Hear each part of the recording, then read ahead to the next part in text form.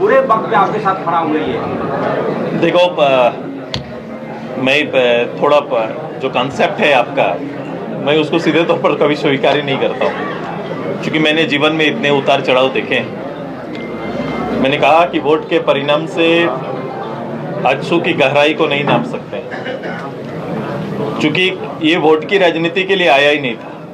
न जो शख्स आपके सामने खड़ा है इसने कभी ये सपना लेके आगे बढ़ा था कि उन्हें इस राज्य में इस स्तर पर वोट की राजनीति में स्थापित होना है। हमारा पूरा, मुझे लगता है इस पूरी टीम का और बाकी लोग का भी जो हमारे साथ काम किए हैं, जिन्होंने आंदोलन में खुद को केवल मात्र शरीक नहीं किया, उसका दीवानगी के हद तक जो लोगों ने काम किया है, वो लोग के दिमाग में कभी ये चीजें नहीं थी। समय के साथ प्रत्यक्ष राजनीति में आने का अवसर मिला, उसे नेतृत्व करने का अवसर मिला, राज्य को नेतृत्व करने का अवसर मिला, ये सौभाग्य है।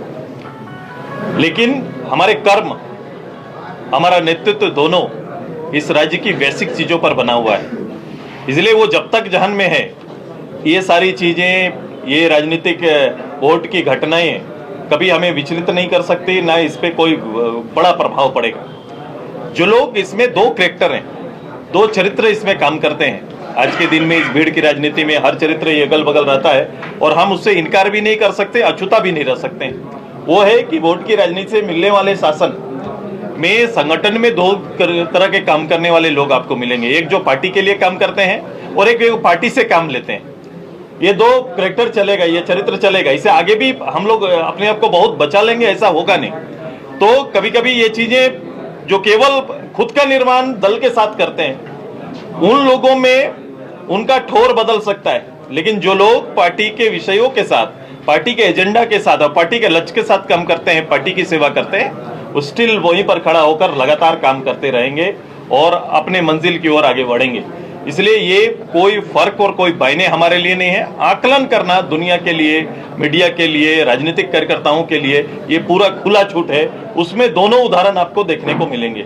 मैं व्यक्तिगत रूप से प्रवीण जी को, चूंकि मैं हमेशा चाहता हूं कि मूल टीम रहना चाहिए, उससे क्या होता है, वो भावनाएं जिंदा रहती हैं और लड़ाई भी एकदम स्पष्ट रूप से सामने जाता है। क्योंकि जब हम लोग बात करेंगे तो हमारा बात करने का तरीका में हमेशा लड़ाई जहां प्रारंभ हुआ वहां की चीजें प्रत्यक्ष रूप से एजेंडे के रूप में हमारे सामने होती है। लेकिन वर्तमान राजनीति में जब हम लोग वर्तमान राजनीति, वोट की राजनीति, डेवलपमेंट ओरिएंटेड प्रोग्राम पर हम लोग जाएंगे तो उसकी दुनिया थोड़ा अलग हो जाती है। तो कभी कभी जो मतांतर और विषय में भटकाव इसी से उत्पन्न होता है। आइए, अभी जो समय है एक प्रत्यक्ष विपक्ष का राजनीति का, मुझे लगता है कि इतना बड़ा अवसर मेरे लिए ये पहली बार आया है जब हम प्रत्यक्ष रूप से खुला सदन के 80 दिन न बिताकर, पूरे 5 साल में सदन के जितने समय होते हैं एक प्रतिनिधि के रूप में उतना ही समय सदन के अंदर है, बाकी सारा समय हम प्रत्यक्ष रूप से सीधे लोगों के साथ जुड़ के काम करने का एक अवसर मिला है। ये मेरे लिए एक अवसर है। मैं इस अवसर का जनता के साथ मिलके पूरा ही उनकी भावना, उनका आदर और राज्य की आवश्यकता पर नेतृत्व देने का काम करेंगे। सुदेश जी, जो सामने अभी बात बहुत तेजी से आ रही है कि बहुत संख्या में लोग आजसू को धीरे धीरे छोड़ रहे हैं, छोड़कर जा रहे हैं, आप भी मानते हैं कि आजसू को छोड़कर लोग जा रहे हैं या आजसू कमजोर पड़ रही है? मेरे मित्र, जाने वाले लोग किन या कौन है, किस स्तर के हैं? पार्टी में 16 इकाई काम करती है, 16 इकाई में मूल पार्टी जो काम करती है उसका अपना अलग एक ओरा है, उसकी अलग एक एरिया है, क्षेत्र है, जहां पर वो अपना अपना संगठन और संगठन की भावनाओं का नेतृत्व करते हैं। ये जो अभी आप, जिसको मुझे नहीं लगता इतना, आप जी न्यूज का नेतृत्व करते हैं और एक मेरे एक कॉलेज इकाई का कोई एक कार्यकर्ता, कॉलेज इकाई का यूनिट का आयु भी उसके वो एक इलेक्शन तक का होता है और उनका इलेक्शन भी, इस इलेक्शन और कॉलेज का इलेक्शन में बड़ा सीमित जगह है। जिनको मुझे बोलिएगा कि उनका नाम आप जानते हैं, जो उस पार्टी का नेता उनके नाम तक नहीं जानता होगा। मेरी और उनकी मुलाकात और उनके दायरे इतने कभी हो ना पाई होगी, जिसका गठन हमने नहीं किया है, जिसका घोषणा हम नहीं करते हैं, जिसकी घोषणा एक इकाई करती है कहीं पर। अगर इन बेस पर अगर पार्टी को आप चुनौती देने लगेंगे तो ये मुझे लगता है कि देखने की जो दृष्टि है और समझने का भाव में कहीं ना कहीं जमीन आसमान का फर्क है।